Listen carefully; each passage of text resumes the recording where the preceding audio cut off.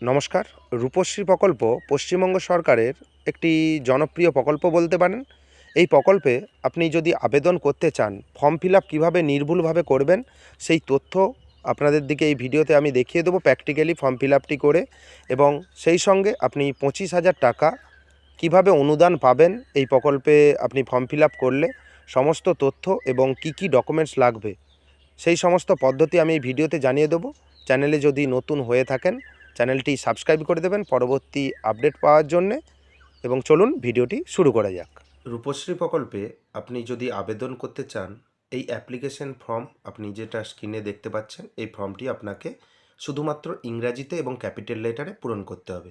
এবং for office use only যে অপশানটা রয়েছে, এখানে আপনার কিছু করার দরকার নেই, এটা অফিস থেকেই অফিসাররা ওখান থেকে ফিল আপ করে দেবে। এবং অ্যাপ্লিক্যান্ট ডিটেলস, আবেদনকারীর বিবরণ বা বিভিন্ন রকম তথ্য আপনাকে দিতে হবে। এবং applicant details name must be spelled exactly at it is in your bank account. Bank অ্যাকাউন্টে যে নাম আছে সেই নামের বানান লিখুন। আপনি মনে রাখবেন, ব্যাঙ্ক অ্যাকাউন্টে আপনার যদি যেই বানান থাকে আপনার নামের, সেই বানানটা এখানে ক্যাপিটালের আকারে বা বড় হাতের অক্ষরে আপনাকে লিখতে হবে। ডেট অফ বার্থ বা জন্মের তারিখ, এখানে পাত্রীর জন্মের তারিখ দিতে হবে। কেবলমাত্র পাত্রী এই ফর্মটি আবেদন করবেন, পাত্রপক্ষের আবেদন করার কোনো দরকার নেই, কিন্তু পাত্রপক্ষের কিছু কিছু ডকুমেন্টস এখানে সাবমিট করতে হবে বা ডিটেলস দিতে হবে। এখানে পাত্রীর জন্মের তারিখ দেবেন এবং প্রস্তাবিত বিবাহের তারিখ, বিবাহের যে ডেট রয়েছে, কোন তারিখে বিবাহ হবে, সেই বিবাহের ডেটটা এখানে দিয়ে দেবেন। ডান দিকে লেখা রয়েছে আবেদনকারীর রঙিন পাসপোর্ট সাইজের ছবি। আবেদনকারী যদি পাত্রী হয়, পাত্রী তো অবশ্যই হবে, তাই পাত্রীর এখানে পাসপোর্ট সাইজ ছবি এখানে পেস্ট করে দেবেন। এবং তার পরের পয়েন্টটি প্রস্তাবিত বিবাহ অনুষ্ঠানের ঠিকানা, বিবাহ অনুষ্ঠানটি কোথায় হবে সেই বিবাহ অনুষ্ঠানের ঠিকানাটা এখানে টাইপ করে দেবেন বা লিখে দিতে হবে আপনাকে। এবং হাউস নম্বর, বাড়ির নম্বর দিয়ে দেবেন। জিপি, গ্রাম পঞ্চায়েত বা ওয়ার্ড। জিপি আপনি যদি গ্রাম অঞ্চলে বসবাস করেন বা পঞ্চায়েত এলাকায় বসবাস করেন, তাহলে আপনি জিপি নেম এখানে দিয়ে দেবেন। রোড বা স্ট্রিট, রাস্তার নাম, রাস্তার নাম বিশেষ করে শহরাঞ্চলে ব্যবহৃত হয়। আপনার যদি গ্রামাঞ্চলে রাস্তার নাম থাকে তাহলে আপনি এখানে দিয়ে দিতে পারেন। এবং ব্লক, মহকুমা, মিউনিসিপ্যালিটি, কর্পোরেশন, আপনার ব্লক এরিয়া হলে তাহলে ব্লকের নামটা এখানে দিয়ে দেবেন। এবং তার সঙ্গে পুলিশ স্টেশন, থানার নামটা এখানে দিয়ে দেবেন। এবং ডিস্ট্রিক্ট, জেলা, জেলার নামটা এখানে লিখে দেবেন। এবং তারপর পোস্ট অফিস, যেই ডাকঘর আপনার রয়েছে বা পোস্ট অফিস, পোস্ট অফিসের নামটা দিয়ে দেবেন। সেই সঙ্গে যে পোস্টাল কোড রয়েছে বা পিনকোড, পিনকোডটা এখানে লিখে দেবেন। এরপর আপনাকে ফিল আপ করতে হবে পাত্রীর মায়ের নাম বা মাতার নাম। যিনি পাত্রী রয়েছেন তিনিই তো অ্যাপ্লিক্যান্ট, তাই ওনার মায়ের নাম এখানে ফিল আপ করবেন, লিখে দেবেন। এবং তারপর ওনার বাবার নাম বা পিতার নাম লিখে দেবেন। এবং কারেন্ট অ্যাড্রেস এবং পার্মানেন্ট অ্যাড্রেস, যেখানে আপনার যদি সেম হয় তাহলে আপনি হাউস নাম্বার সেম দিয়ে দেবেন দুই দিকে, ডান দিক এবং বাম দিকে। এবং রোড যদি সেম হয়, রোডের নাম বা রাস্তার নাম, বিশেষ করে এটা শহরাঞ্চলেই রাস্তার নাম থাকে, গ্রাম অঞ্চলে যদি থাকে আপনি লিখে দিতে পারেন। তারপর পুলিশ স্টেশন বা থানা আপনি লিখে দেবেন এবং পোস্ট অফিস এখানে লিখে দেবেন। এবং সেই সঙ্গে আরেকবার বলে রাখি যে কারেন্ট অ্যাড্রেস, পার্মানেন্ট অ্যাড্রেস যদি সেম হয় আপনি দুটো সেম লিখে দেবেন। যদি দুটো আলাদা আলাদা হয়, বসবাসের ঠিকানা এবং বর্তমান ঠিকানা, তাহলে আপনি আলাদা আলাদা লিখে দিতে পারেন। এবং মনে রাখবেন, প্রথমে যে ফিল আপ করেছিলেন প্রস্তাবিত বিবাহ অনুষ্ঠানের ঠিকানা, সেটা কিন্তু বিবাহ অনুষ্ঠান যেখানে হবে, অনেকের বাড়ি থেকে 2 কিলোমিটার দূরে লজে অনুষ্ঠান হয় বা কোনো রিসোর্টে অনুষ্ঠান হয়, তাহলে সেই রিসোর্টের ঠিকানাটা দিয়ে দেবেন। তারপরে জিপি, ওয়ার্ড বা গ্রাম পঞ্চায়েত, আপনি যদি গ্রামাঞ্চলে বসবাস করেন তাহলে আপনার গ্রাম পঞ্চায়েতের নাম দিয়ে দেবেন। এবং ব্লক এরিয়ায় বসবাস করলে এখানে ব্লকের নাম দিয়ে দেবেন। এবং যদি কর্পোরেশন এরিয়ায় বসবাস করেন কর্পোরেশনের নাম। তারপর জেলার নাম দিয়ে দেবেন, রাজ্যের নাম দিয়ে দেবেন এবং পিনকোড দিয়ে দেবেন। এবার সমস্ত ঠিকানা ফুলফিলভাবে ফিল আপ করার পর আপনার কাছে কন্ট্যাক্ট মোবাইল নাম্বার, যোগাযোগের মোবাইল নাম্বার, এবং এই মোবাইল নাম্বারটি সঠিকভাবে দেবেন। এই নম্বরে আপনি আপনার আবেদন সম্পর্কে তথ্য পাবেন। আবেদনপত্রের যে স্থিতি রয়েছে, অ্যাকসেপ্টেড কি রিজেক্টেড বা কোন জায়গায় রয়েছে, ডিস্ট্রিক্ট লেভেল বা স্টেট লেভেলে, সেই ডিটেলসটা আপনি মোবাইলের এসএমএসের মাধ্যমে পাবেন, তাই সঠিক মোবাইল নাম্বার এখানে প্রোভাইড করবেন। নেক্সট যে পয়েন্টটি রয়েছে সেটা ব্যাংকের বিবরণ বা ব্যাংক ডিটেলস। আপনার অ্যাকাউন্টটি যেন এককালীন 25,000 টাকা ঢোকার সুযোগ থাকে, এটা লেখা রয়েছে। কারণ এই রূপশ্রী প্রকল্পে এককালীন 25,000 টাকা রাজ্য সরকার থেকে সহায়তা করেন, তাই এখানে আপনার অ্যাকাউন্ট নাম্বার দিয়ে দেবেন, যেই ব্যাঙ্ক অ্যাকাউন্ট নম্বর রয়েছে, এবং আইএফএসসি কোড যেটা আপনার পাসবুকে লেখা রয়েছে। এবার এমআইসিআর কোড, এই ব্যাপারটা অনেক ব্যাংকের পাসবুকে এমআইসিআর কোড নেই, তাই আপনি ব্যাংক থেকে এই কোডটি কালেক্ট করে নেবেন, বা অনলাইনে আপনি যখন টাইপ করবেন ব্রাঞ্চ নেম এমআইসিআর কোড, আপনি অনলাইনে পেয়ে যেতে পারেন। এরপর আপনার ব্যাংক নেম, ব্যাংকের নাম এখানে দিয়ে দেবেন, এবং ব্রাঞ্চ নেম, কোন ব্রাঞ্চে আপনার অ্যাকাউন্ট রয়েছে, যেই জায়গায় অ্যাকাউন্ট রয়েছে সেই শাখার নামটা দিয়ে দেবেন, এবং ব্রাঞ্চ অ্যাড্রেস, যেই ব্রাঞ্চ অ্যাড্রেস রয়েছে আপনার যে ব্যাংকের যে ঠিকানা রয়েছে সেই ঠিকানাটা এখানে আপনি লিখে দেবেন। ব্যাংকের তথ্য আপনি নির্ভুলভাবে ফিল আপ করবেন, কারণ এই অ্যাকাউন্টে যে আর্থিক সহায়তা এই অ্যাকাউন্টেই আপনার চলে আসবে। নেক্সট পয়েন্ট, এডুকেশন লেভেল বা শিক্ষার স্তর। আপনি যদি প্রাইমারি স্কুলে যান শুধুমাত্র প্রাইমারি করে দেবেন, সেকেন্ডারি হলে সেকেন্ডারি করে দেবেন। এখানে যে পয়েন্টগুলো রয়েছে, higher secondary, diploma, others, graduate, post graduate, যেটা আপনার ক্ষেত্রে প্রযোজ্য আপনি সেই চেক বক্সে আপনি টিক করে দিতে পারেন। এবং তার পরের পয়েন্ট, কাস্ট বা জাতি। আপনি যদি জেনারেল হয়ে থাকেন আপনি টিক করে দেবেন, শিডিউল ট্রাইব হলে থাকলে এখানে টিক করে দেবেন, এবং শিডিউল কাস্ট হয়ে থাকলে আপনি চেক বক্সে টিক করে দেবেন, এবং ওবিসি হয়ে থাকলে আপনি আপনার মতো এখানে চেক বক্সে টিক করে দেবেন। রিলিজিয়ান বা ধর্ম, যেই ধর্ম থেকে আপনি বিলং করেন বা যেই ধর্মাবলম্বী আপনি এখান থেকে ধর্ম সিলেক্ট করে দেবেন। যদি না এর মধ্যে কোনো ধর্ম থাকে লিস্টের মধ্যে, তাহলে আপনি আদার্স করে দিতে পারেন।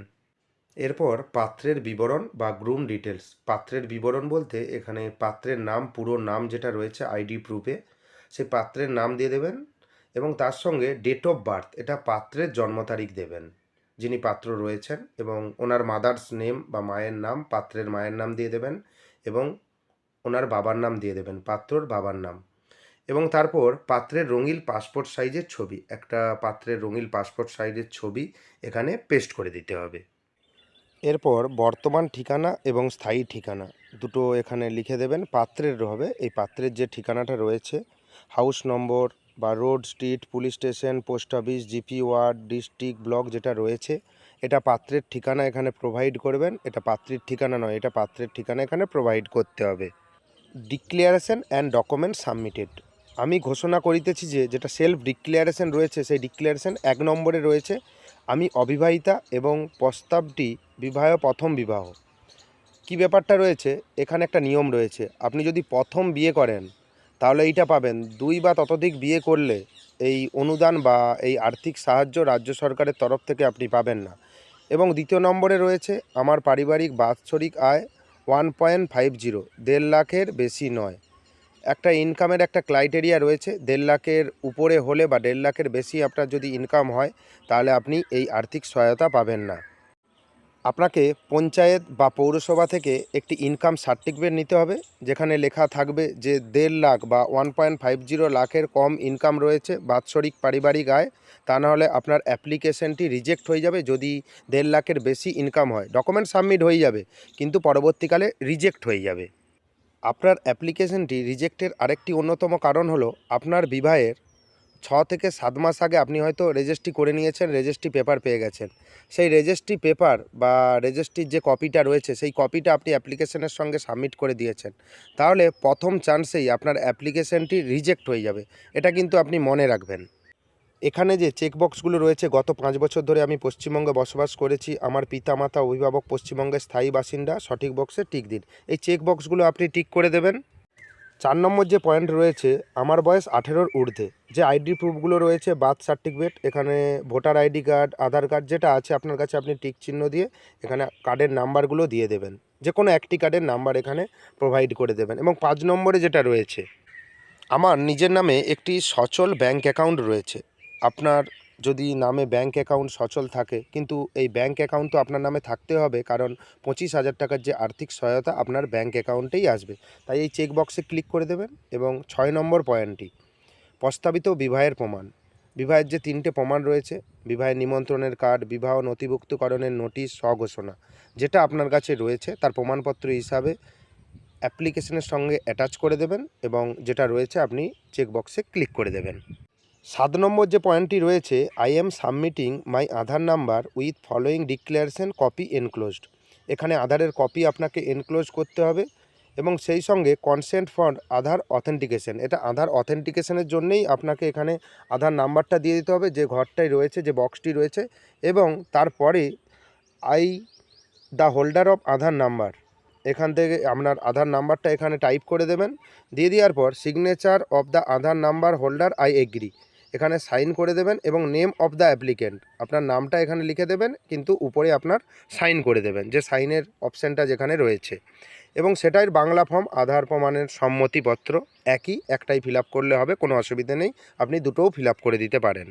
নেক্সট যে 8 নম্বর পয়েন্টটি রয়েছে, আমার পাত্রের বয়স 21 বছরের বেশি এবং তার দ্বারা বয়সের প্রমাণপত্র আমি এখানে দাখিল করতেছি। কারণ এখানে পাত্রী থেকেই তো অ্যাপ্লিকেন্ট হয়, তাই এখানে পাত্রের বয়সের প্রমাণপত্র হিসাবে যে ডকুমেন্টসগুলো লেখা রয়েছে, এই ডকুমেন্টসগুলো একটি টিক করে দেবেন, যেটা আপনার কাছে অ্যাভেলেবেল রয়েছে। সেই ডকুমেন্টস দিয়ে এখানে ডকুমেন্টসের নাম্বার লিখে দেবেন, যেখানে NO লেখা আছে এখানে ডকুমেন্টসের নাম্বার দিয়ে দেবেন। এবং সিগনেচার অফ অ্যাপ্লিক্যান্ট, আবেদনকারীর স্বাক্ষর। এখানে আবেদনকারী কখনোই পাত্র হবে না, এখানে পাত্রী হবে, এটা মনে রাখবেন। অনেকে পাত্রের সই করে জমা দেয়, পরবর্তীকালে সেই অ্যাপ্লিকেশনটি রিজেক্ট হয়ে যায়। নেক্সট যে পয়েন্টটি রয়েছে, ইনকোয়ারি রিপোর্ট, রূপশ্রী প্রকল্প লেখা রয়েছে, এটা ফর অফিস ইউজ অনলি, এখানে আপনার কিছু করার দরকার নেই, এটা অফিস থেকেই ফিল আপ করবেন। কিন্তু সেই সঙ্গে এটা ভেরিফিকেশন হবে যখন আপনার বিয়ের দিন বা বিয়ের 1 সপ্তাহ আগে আপনার ভেরিফিকেশন হয়ে যাবে। এখানে উইটনেস নেম অ্যান্ড অ্যাড্রেস এবং কন্ট্যাক্ট নাম্বার অ্যান্ড সিগনেচার। এখানে অফিসাররা যিনি আসবেন ভেরিফিকেশন করতে, তিনি ওখান থেকে, যিনি উইটনেস আছে, এখান থেকে নাম লিখে নেবেন, কন্ট্যাক্ট নাম্বার, এবং ওনাদের সাইন করে নেবেন। আপনার এই ফর্মটি ফিল আপ করার কোনো প্রয়োজন নেই বা দরকার নেই। এবং তারপরে চলে আসি অ্যাকনোলেজমেন্ট বা আবেদনের স্বীকৃতিপত্র। আপনি অ্যাকনোলেজমেন্টটি ব্লক অফিসে জমা দিলেন, জমা দেওয়ার পর আপনাকে একটি স্বীকৃতিপত্র বা রিসিভ কপি দেওয়া হবে। অবশ্যই আপনি রিসিভ কপিটা কালেক্ট করে নেবেন, কারণ পরবর্তীকালে আপনাকে ট্র্যাকিং করতে হবে যে আপনার কোন অবস্থাটায় অ্যাপ্লিকেশন রয়েছে, ডিস্ট্রিক্টে বা স্টেটে বা ব্লক লেভেলে। তাই চ্যানেলটিকে সাবস্ক্রাইব করে দেবেন, পরবর্তী যে আপডেট আসবে আপনাকে আমি ভিডিওর মাধ্যমে জানিয়ে দেব। এবং যে রিসিভ কপিটি রয়েছে এটা আপনি নিয়ে নেবেন। আপনার আবেদনপত্র জমা দেওয়ার কিছুদিন পরেই সরকারি আধিকারিক আপনার এলাকা পরিদর্শন করবেন এবং আবেদনপত্রে আপনার দেওয়া তথ্যের সত্যতা যাচাই করবেন বা অনুসন্ধান করবেন। আমি আগেই বলেছি ভেরিফিকেশনে আসবে, ওখানে উইটনেসের সই নেবে। তাই আপনি সঠিকভাবে সমস্ত ডকুমেন্টস দেবেন এবং ঠিকানাটা ঠিকঠাকভাবে দেবেন। আপনি এতক্ষণে যা যা ফিল আপ করলেন, সমস্ত কাগজপত্র ডিটেলস, পাত্র পাত্রী এবং পাত্রর পেরেন্টস এবং পাত্রীর পেরেন্টস, পিতা মাতার সমস্ত ডকুমেন্টস এখানে অ্যাটাচ করে দেবেন জেরক্স করে। এবং যার ডকুমেন্টস তার সই লাগবে, হয়তো পাত্রীর বাবার ডকুমেন্টস দিচ্ছেন, পাত্রী সই করছে, সেটা হবে না, কিন্তু পাত্রীর বাবাকেই সই করতে হবে। এবং পাত্রীর মায়ের ডকুমেন্টসে পাত্রীর মাকে সই করতে হবে। এবং পাত্রের যে ডকুমেন্টস দিচ্ছেন সেখানে কিন্তু পাত্র সই করবে। পঞ্চায়েত থেকে আপনাকে ইনকাম সার্টিফিকেট নিতে হবে এবং সেই সঙ্গে স্কুল থেকে স্কুল হেডমাস্টারের বা প্রধান শিক্ষক মহাশয়ের একটি সিগনেচার নিতে হবে। এবং যাবতীয় ডকুমেন্টস এই ফর্মে অ্যাটাচ করে দেবেন, অ্যাটাচ করে আপনি ব্লক অফিসে জমা করবেন। এই সংক্ষিপ্ত এই ভিডিওতে সব কিছু বলা সম্ভব নয়, তাই যাবতীয় ডকুমেন্টসগুলো এখানে অ্যাটাচ করে দেবেন। এবং কোনো অসুবিধা হলে স্থানীয় যে লোকাল মেম্বার আছে ওনার সঙ্গে যোগাযোগ করবেন এবং পঞ্চায়েত অফিস বা ব্লক অফিসে আপনি যোগাযোগ করে সঠিক তথ্য নিয়ে দেবেন। চ্যানেলে যদি নতুন হয়ে থাকেন চ্যানেলটিকে সাবস্ক্রাইব করে দেবেন পরবর্তী আপডেট পাওয়ার জন্য। ধন্যবাদ।